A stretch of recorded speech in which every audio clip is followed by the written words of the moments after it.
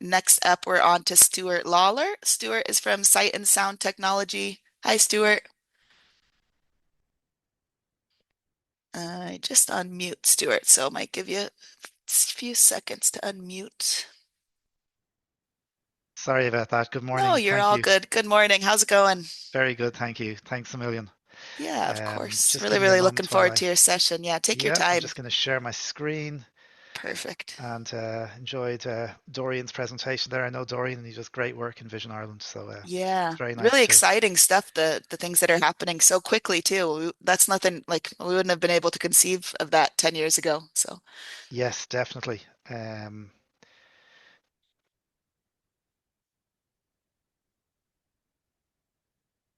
okay, so I hope you're able to perfect. see my screen Yeah, share. it's just coming up. Give it a, yeah, that's perfect. Brilliant. Leave it over to you. Thanks, Stuart. Thank you very much, and good morning, everybody. It's great to be here at the Gather event, and we're delighted to be participating today. So I'm Stuart Lawler. I'm from Sight and Sound Technology, and I'm going to talk today a little bit about the importance of empowering vision and supporting, I suppose, younger users to use technology. And I think you will see the significance, I suppose, or the transition as we look to the importance of technology in schools to allow people to participate in a very rich, further and higher experience at college or university. So, just a little bit about Sight and Sound Technology, if you're not aware of us already. We are the primary or premier supplier of assistive technology and supports in the UK and Ireland. We work across education, corporate, and community settings. We're passionate about matching technology with an individual's needs, and we're one of two providers of the DSA, that's the Disabled Students Allowance, in England and Wales.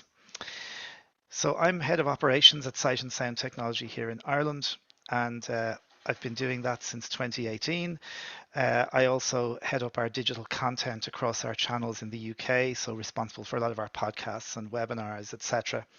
I'm a lifelong user of assistive technology myself. I'm totally blind, and I also hold the voluntary position of chair and executive director of INBAF, that's the Irish National Braille and Alternative Formats Authority.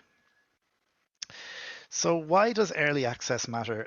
One of the things we do a lot of at Sight and Sound Technology is we support children in education. And of course, and in particular, I suppose we spend a lot of our time supporting children with who are blind and low vision. We have, I should have probably said a moment ago that our specialism at Sight and Sound is blind and low vision, although we do supply technology right across the whole spectrum of disability. But a lot of what we're doing in the school system here in Ireland is primarily blind low vision. So the what we always talk about is early access means long-term positive outcomes for people and early access to the right technology. Late introduction creating an avoidable disadvantage. Obviously, if somebody is introduced to technology later with everything else that's going on in schools, for them and the people who are around them who are supporting them, whether that be other professionals or their family members, it just makes it harder. And access must be proactive and not reactive. So that's really about looking for the right technology, knowing the right questions to ask, knowing how to access the various funding streams, all of which are really, really good now in the education system and have been much improved in school systems. So what's the reality like in schools? At times, the provision of assistive technology can be inconsistent. So sometimes there's just a lack of knowledge on the part of the school, some of the professionals, and sometimes, of course, funding is not always available in a timely manner. There's gaps in confidence among staff. That's probably the biggest thing we're seeing. And a lot of the time that we're supporting users, we're not maybe supporting the end user directly, we're supporting people around them. And what often happens, of course, is that staff move and people change roles, and then somebody new has to come in and has to very quickly learn some very complex technology. So we're seeing that as a major issue in schools, and students having to adapt to systems and not the other way around. And Dorian was talking about kind of accessibility in general a few minutes ago. So we're finding systems that are used very, quite a lot in schools like Google Classroom to be very questionable in terms of some of the accessibility of those systems. Um, Microsoft Teams is another application that's used a lot. And depending on the task or depending on the subject matter, the accessibility of those systems can be very difficult. Now, we're all, I think, excited, and I'm sure everyone on this call is aware of the European Accessibility Act and about the implications that legislation has and will hopefully continue to have. And I think we're going to see improvements in systems and in the experience for people in terms of how they access their digital landscape in the future. So that's a really good thing. So um, support around the student. I mentioned this a moment ago. Teachers and families, parents, etc., need confidence in how to use the machine, and I suppose, or how to use the technology. But also, they need confidence to understand that this technology is going to be the one of the things that make the difference for somebody going through the school system. The training is as important. I probably, when I wrote that last week, said is as important. It's probably more important than the tools themselves. We've seen so many times that technology has arrived to somebody, and this is not just in schools, just in life in general. People get a piece of technology, and for whatever reason, it just never gets used, or it never gets used to its maximum, and it's sitting there for a long time. So it's really important, I think, and it requires a whole system approach. And everybody, I suppose, has a responsibility or an ownership in making sure that this technology does what it should. Digital literacy equals success. I think we all know that already. Everybody on this call, that's why you're here today, I guess. Um, so the the right technology is essential for participation in school, as is digital literacy.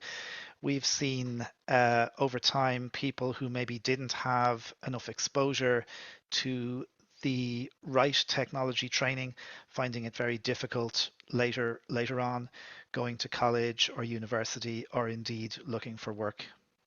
It's critical, I would add, I would suggest for further and higher education. And again, I'm sure those of you on this call know that already. And it's key to meaningful employment opportunities. And when we speak to parents in particular, when we're looking at technology in schools, we're saying to people, you almost have to kind of look ahead 15 years. Where do you want your child to be in 15 years' time? And how can the technology help with that? Just a little bit here on choice, because of course the user's choice is key. No one size fits all solution. I'm sure we all know that already working in this field.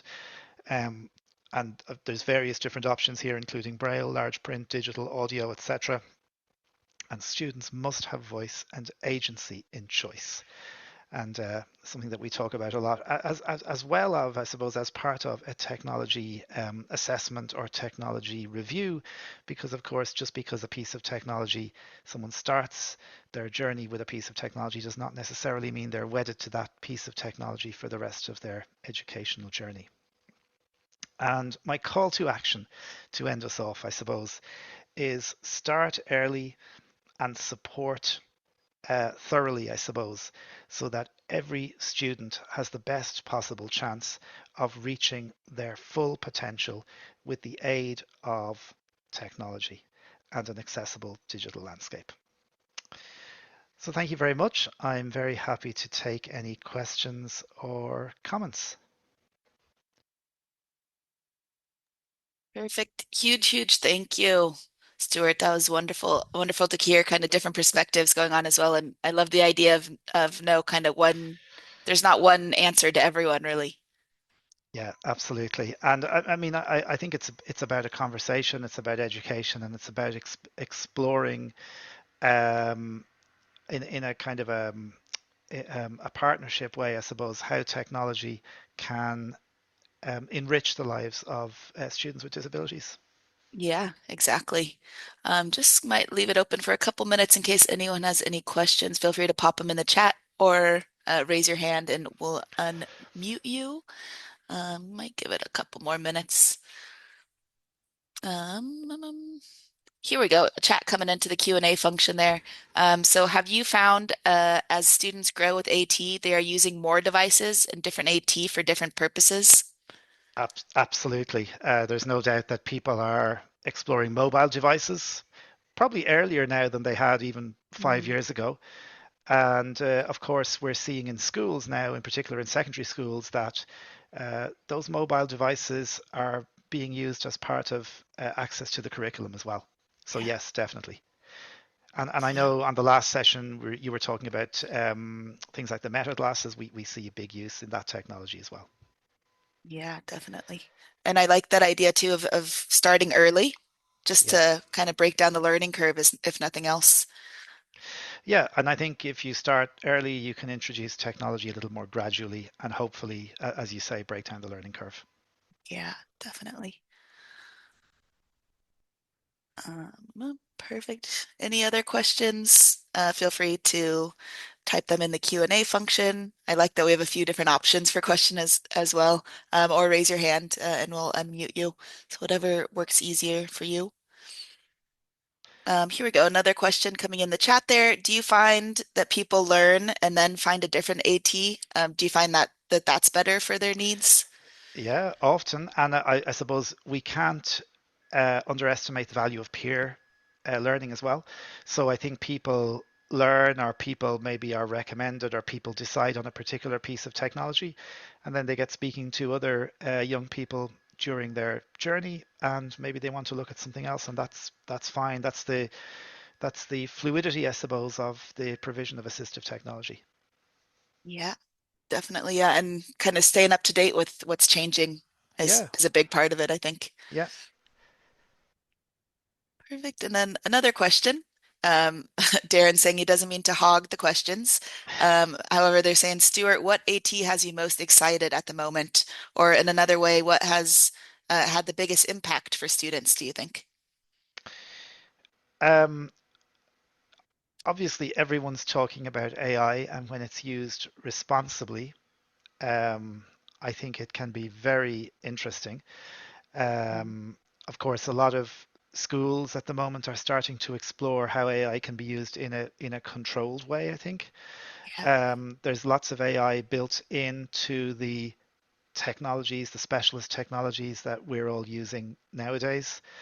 Um, so that's exciting. I think the one piece of technology that I've seen maybe in the last 10 or 15 years, or maybe if I was to say two pieces, there is definitely a huge revival of Braille access, and there's various different Mm, tools that are facilitating that. And we're seeing a whole range of portable low vision magnification devices that are making assistive technology not gaudy and stand out as it has been in the past, and maybe are allowing people to use it more comfortably. I mm, think one of the big things with assistive technology in the past was people, in particular in mainstream education, you're at a stage in your life when you don't want to be seen as being different. And I think the assistive technology industry has kind of woken up to that now.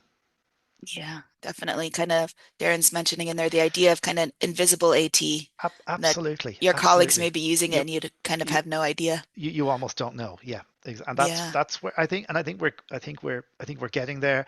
I think it can also be an interesting, conversation starter, but it needs to be something that the student themselves is comfortable with and the student has ownership of. 100%. Yeah. Okay, well, huge, huge thank you, Stuart. Wonderful, wonderful piece there. And it's nice to hear all the options available and that, things are evolving and getting better. So huge thank you, Stuart. Thank you very much for the opportunity, and hope everybody has a great conference. Thanks, Stuart.